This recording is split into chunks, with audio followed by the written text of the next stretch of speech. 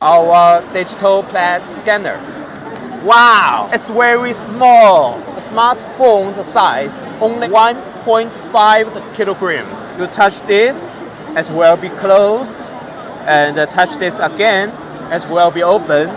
This air is to put the IP plates, 4 different IP plates. Size 0, size 1, size 2, size 3. The 4 different sizes is be used for different people, children, adults, older. Our software. First, build a new patient on here, type your name, okay, choose the image social, intraoral plate scanner HDS-500, and choose this. Green means our product is preparing. When the doctor use the IP plate, take the tools, and use the X1 to take the picture, and then we took this. And please remove the light because the light will be reduce the picture, put on here, and then choose the scan. Let's have one picture.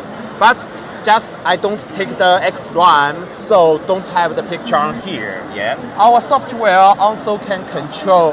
Maybe I want to. Yes, I want to see this again. And we can put here, and this. We can use our software to see it with more clearly. Yes. So that's all. If you have interesting, please follow up our Facebook or Instagram, and we will tell more knowledge give to you.